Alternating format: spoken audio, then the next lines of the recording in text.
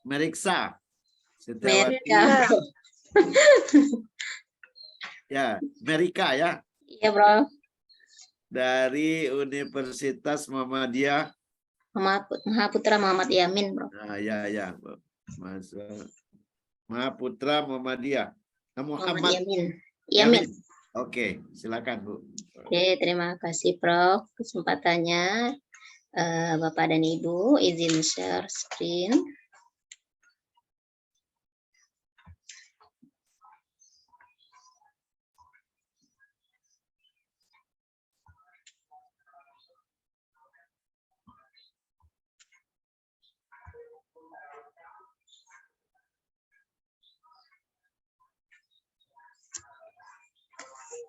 Oke, saudara semua, Assalamualaikum warahmatullahi wabarakatuh. Assalamualaikum. Oke, selamat pagi, salam sejahtera untuk kita semua. Semoga di pagi ini saudara semua sehat walafiat, bisa mengikuti perkuliahan dengan baik. Oke, sebelum perkuliahan dimulai, coba kita cek semangatnya dulu. Bagaimana? Tepuk semangatnya, ayo. 1, 2, 3. Tepuk semangat. Semangat.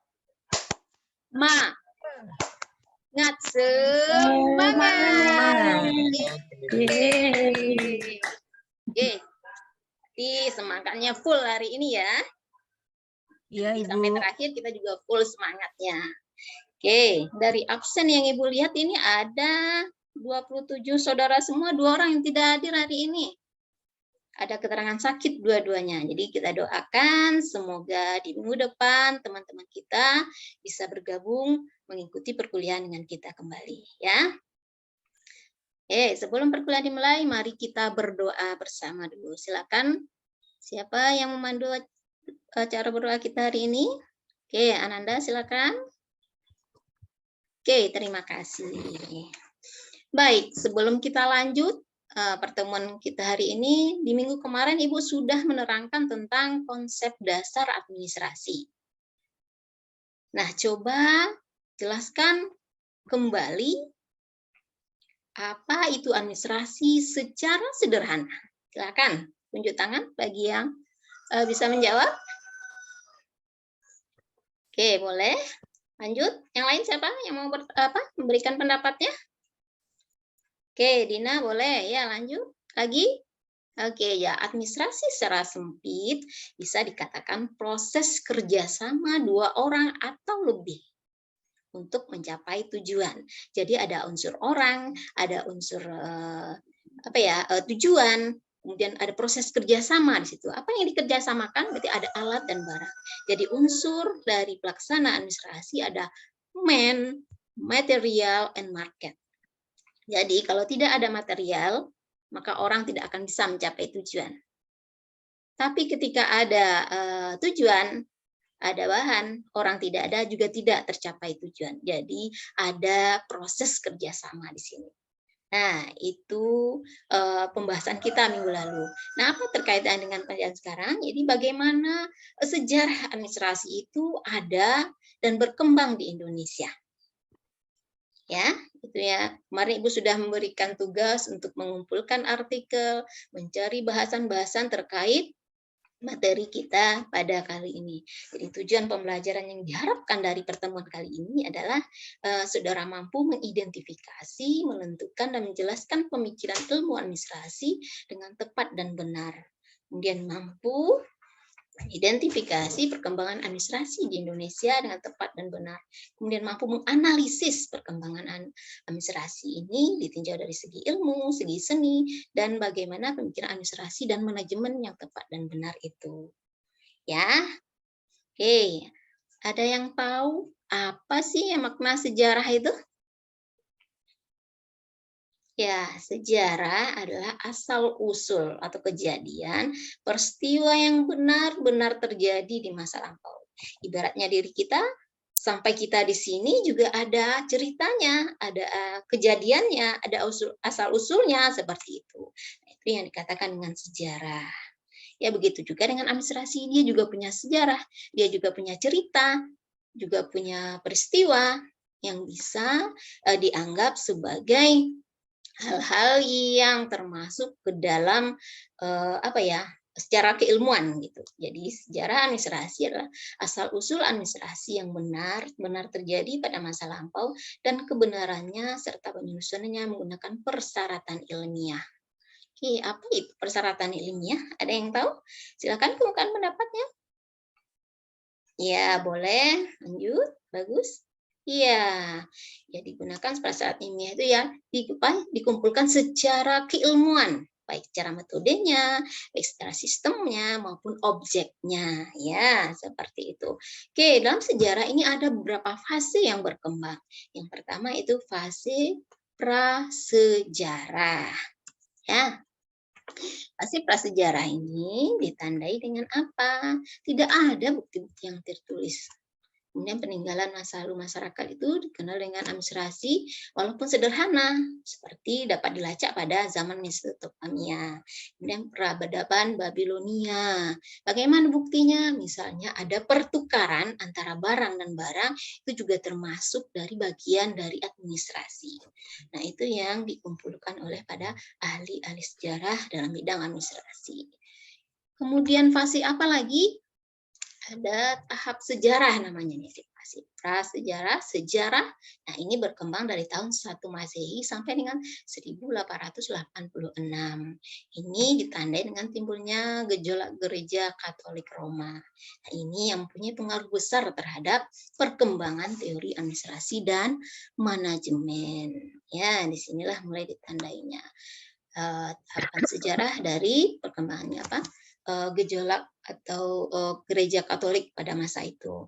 Kemudian kita baru masuk kepada zaman modern. Ya, zaman modern adalah zaman perkembangan administrasi dan manajemen yang ditulis, yang ditandai dengan lahirnya ahli-ahli administrasi yang seperti gerakan manajemen ilmiah yang dipelopori oleh Frederick W. Taylor di Amerika Serikat. Nah, itu ringkasan perjalanan sejarah pemikiran ilmu administrasi. Jadi administrasi itu ada semenjak peradaban manusia ada. Nah, timbul pertanyaan, bagaimana perkembangan administrasi itu bisa masuk ke Indonesia? Bagaimana asal-usulnya?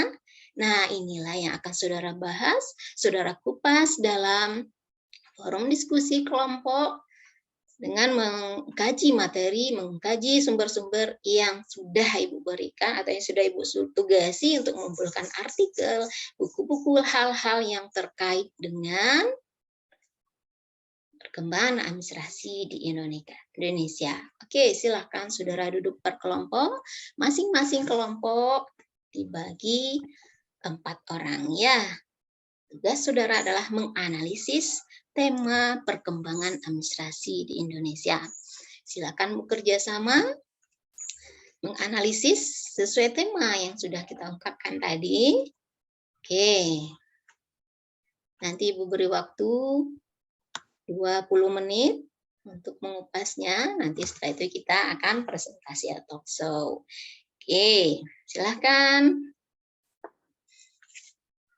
Oke, waktunya pas ya. Oke, silakan. Siapa atau kelompok mana yang mau mempresentasikan hasil diskusinya pagi ini? Oke, silakan kelompok 4. Oke, ya kelompok 4 mengatakan bahwa perkembangan administrasi dimulai dari zaman penjajahan. Oke, kelompok lain ada yang berbeda? Oke, kelompok 1 silakan. Oke, pada zaman Belanda. Oh ya, bisa. Oke, lanjut. Lagi ada yang berbeda? Oke, jadi perkembangan administrasi Indonesia itu masuk atau diperkenalkan pada zaman penjajahan Belanda. Jadi kita sampai saat ini mengenal kata administrasi lebih dominan. Karena kita dijajah oleh Belanda. Tapi kalau kita dijajah oleh Inggris, mungkin kita mengenal kata manajemen. Nah, ini perlu saudara kupas nanti untuk tindak lanjut dari hasil diskusi kita kali ini. Oke, yang kedua lagi ada hasil analisis yang didapat? Boleh, silakan kelompok 3. Ya, administrasi Indonesia sebagai ilmu boleh. Apa itu? Administrasi sebagai ilmu? Oke, ada yang berbeda lagi? Silakan. Kelompok 2 sebagai pembanding. Apa hasilnya? Iya, jadi administrasi secara ilmu itu karena dia punya teori dan dapat dipelajari oleh semua orang dalam meningkatkan proses kegiatan administrasi dalam organisasi yang dibentuknya. Oke, nah lagi apa yang ditemukan lagi kelompok 5 apa yang ditemukan? Boleh? Ya, jadi di Indonesia dikenal dengan Badan Administrasi Negara Republik Indonesia. Ya, dikatakan dengan ANSRI ya. Oke, berarti sama semua. Boleh. Apalagi yang ditemukan? Kelompok 6? Ya, administrasi sebagai seni. Apa itu? Administrasi sebagai seni. Ya, boleh. Ada yang berbeda? Kelompok 1?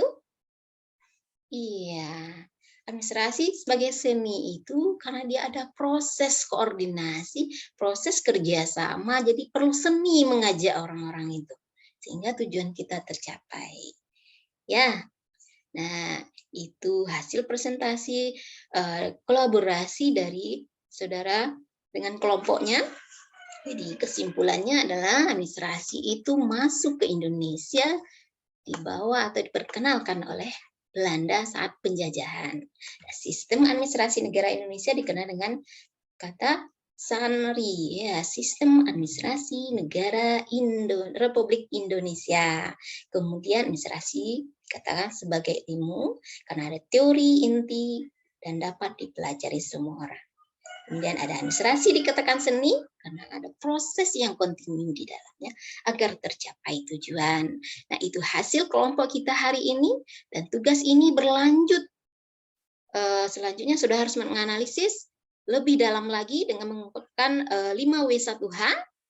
Nanti hasil ini berupa media pembelajaran dan akan dikumpulkan di pertemuan keempat, ya. Nanti akan Ibu proyeksi, nanti ada hasil analisis, boleh menjelang hasil dikumpulkan kita perlu perbaikan, revisi, masukan, nanti ada pembimbingan lah seperti itu. Oke, nanti dikumpulkan pada jadwal yang telah kita tetapkan. Jadi dari pertemuan kita kali ini, berapa fase sejarah yang ada di Indonesia? Silakan, angkat tangan.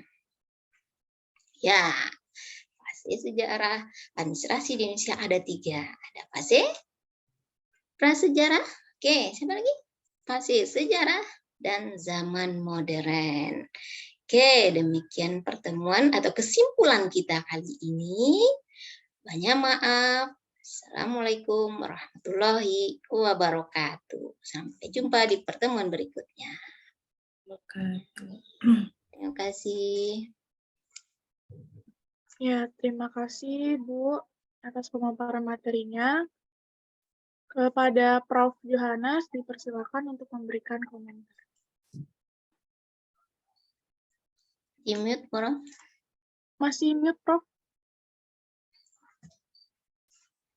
Kita sudah memperhatikan penampilan Ibu Merika Setiawati, ya.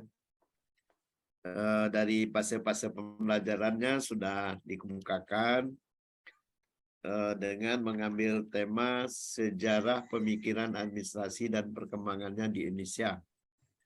Jadi ada pramodern, modern, dan postmodern, ya. Jadi perjalanan sejarah itu memang demikian. Nah, cuman bagaimana kita menciptakan sejarah baru, sudah sampai ke posmo, ingin menciptakan sejarah baru bagi bangsa ini, gitu ya. Ya memang sudah banyak pembaruan-pembaruan, tetapi jangan lupa